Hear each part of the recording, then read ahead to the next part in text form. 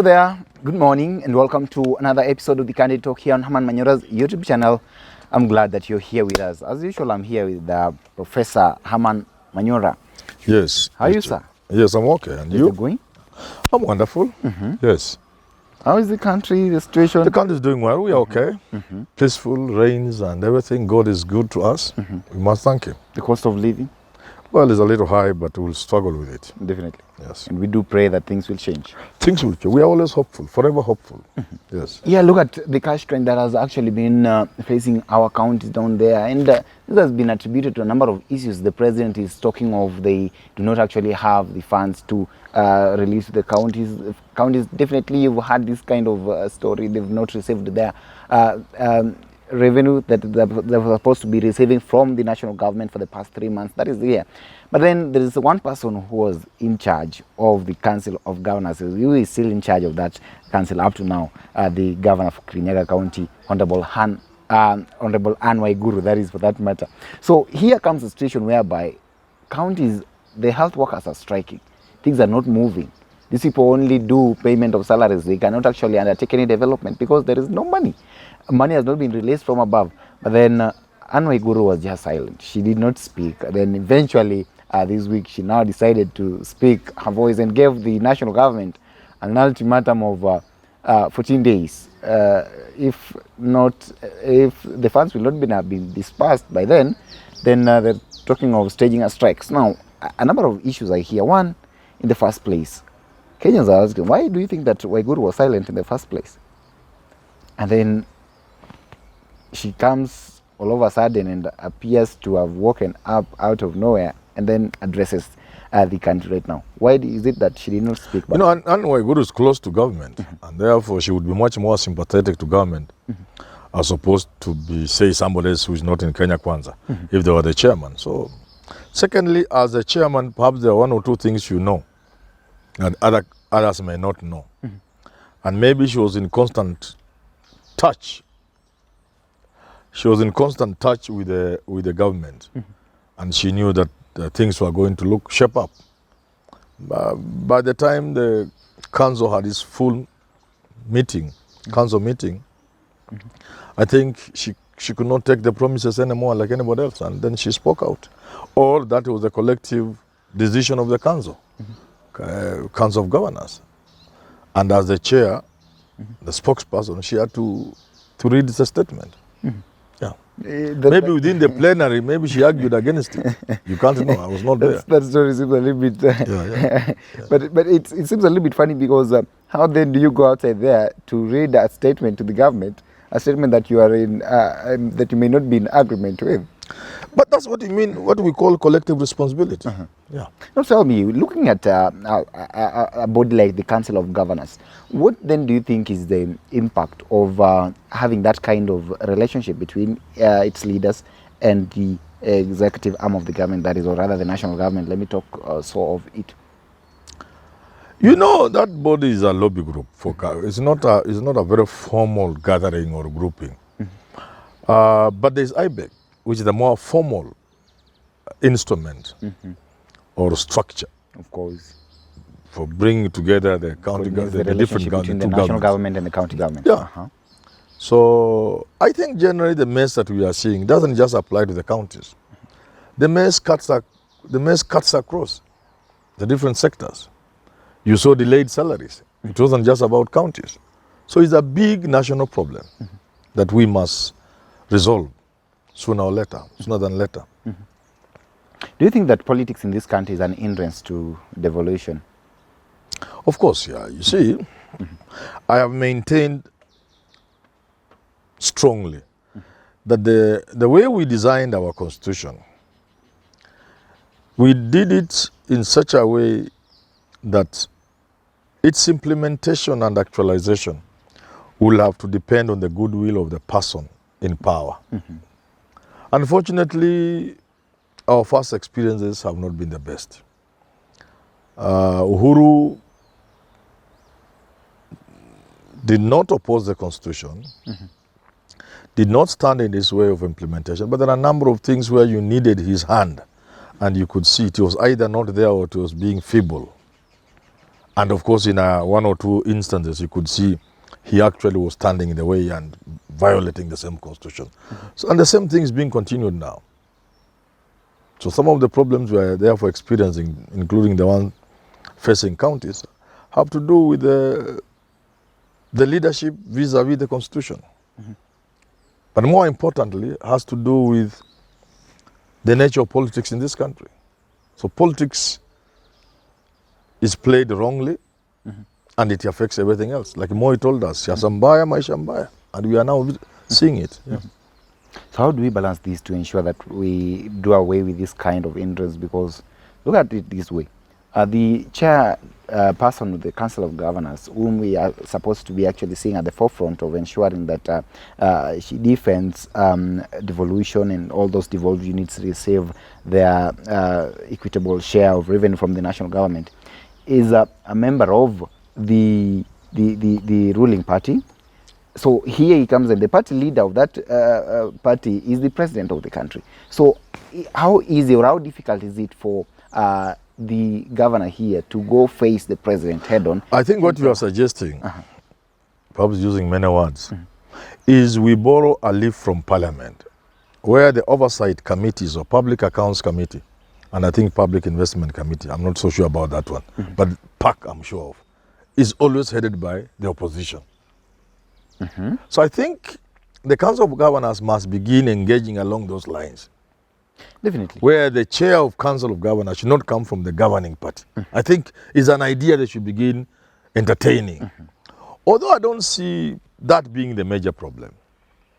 I think the major problem is government's physical policies are upside down. Government is wasteful. Government does not have the right priorities. Government is overborrowing. And at the end of the day, it's not just the counties that are suffering. Ministries, state corporations that depend on government. If you are a vice chancellor of a university, at the end of the month, around the 20th, you can't sleep. You don't know where salaries will come from. That's the reality on the ground. And therefore, we need to restructure many of the things we are doing in this country. It tells me strongly that we need to have another look at the constitution, so that the county government is not dependent this badly on the national government. Two levels of government, independent, cannot have one government or one level depending on the other this badly. That architecture was wrong. It was completely wrong. How can two independent levels operate in such a way one level must go kneeling and begging the other? Doesn't make sense. So that's why I didn't support this constitution. Many of the provisions are wrong. Those are right, there are others which are right, but the architecture is so weak. This constitution put to the test never even attempts to stand. It always collapses. And I've told you, we made this constitution thinking those in power will have the goodwill we need to implement it. And we were wrong. Okay. Yeah, we were wrong.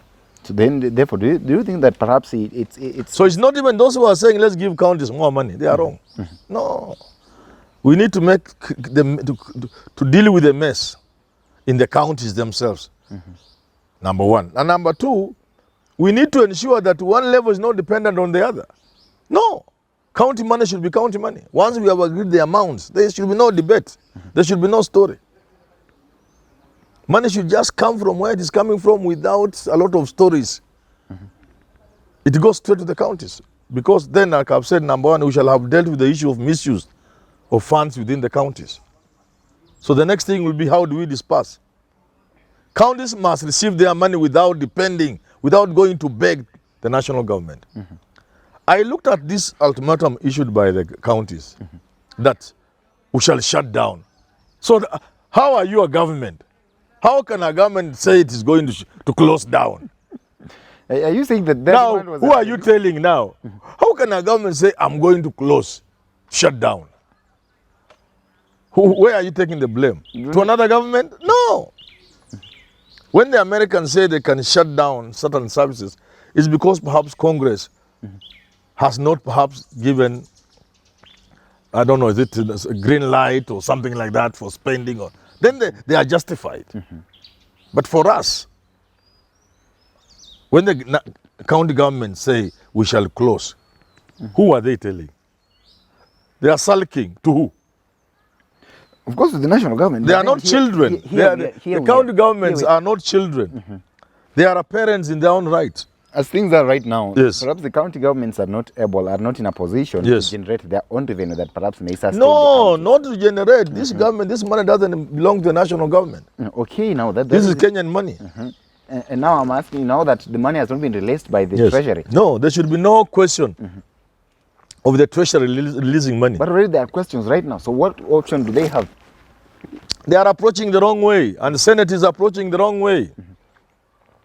We must by now have established a relationship where the county government, the devolved government, do not depend on the goodwill of the national government to get resources that are duly theirs.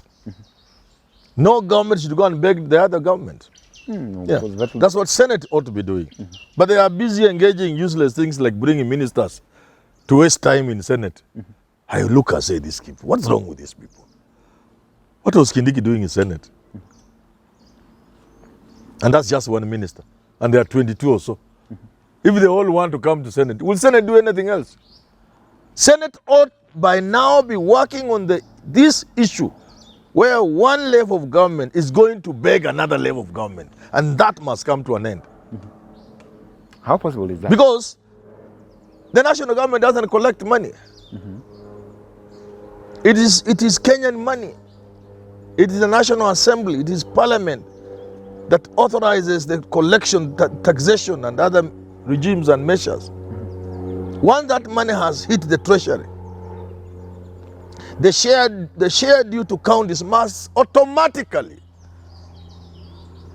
go to the counties without counties having to seek the goodwill of anybody. No, it shouldn't. And therefore it would mean if government is unable to perform some of those tasks, to raise sufficient money using KRA and with the power given by Parliament, then government should go home and another government takes place. That's how this country will move forward. Government will have to use the power, authority, instruments, agencies that is given to collect money as and when it is due. Number one. Number two, there will then be an arrangement where that money flows to the county seamless. No story. Hakuna kupiga story. Hakuna kubegi mtu. Unabegi mtu yeye ni nani? But of course here we are, definitely the exchequer hasn't released that money down there. The county governments are still struggling. That's what I'm saying. In the future, we need to make this thing. That's what Senate ought to be doing today. Not bringing ministers in Senate. Working on this animal called sharing of revenue. Disbursement of revenue to counties. It's been a mess through. They should be cracking their head and burning the midnight oil as the cliche goes. And then they must crack that issue. Say, okay, Kenyans, here we are. Going forward, this is how money will be shared. Two, going forward, money will be coming from the exchequer automatically to the counties. And should government be unable to do that, that's good enough reason for government to go home, for another government to come in place. Yeah. Do you think our Senate is up? We will get there, please. We will get there. Sooner than many people think. I have said this. We are entering a phase in our national life, especially political life, when those who think elections will always be after 5 years will be in for a rude shock. Governments are going to be falling midstream. So if you cannot get money to counties and you are a government, what business do you have governing? You go home. Somebody else comes to do the job. That's the Kenya of tomorrow. I know people are so comfortable in the Kenya of yesterday, but there is a Kenya of tomorrow. That is, and tomorrow is not very far. Well, let's wait and see whether our Senate will live. But Senate, I'm so disappointed. Instead of Senate dealing with a critical issue, issues of people dying because doctors are on strike, issues of disbursement of funds, they are getting excited about calling a minister to come and read a statement as if they are illiterate, they cannot read. If Senate or Parliament have issues they want ministers to address that they cannot address within committees, let there be an office that processes these queries from MPs. And these queries are taken to ministries. The minister responds by way of communication to the Parliament, written communication. If there are issues to clarify, the media can help the people of Kenya have those issues clarified in a press conference. The minister calls a press conference. So in the past 3 months, Parliament has raised these issues. We as a ministry would wish to respond as follows. Then he reads the statement. Then the media will question the minister. The minister will respond. And if Parliament after that still has issues, a person has an issue, they can take them up through the media, through the parliamentary office established for the same. But when you have 20 ministers, I've seen Kindiki taking I don't know how many, and there was nothing you were saying that you could not do in communication. This country, we will pay for it.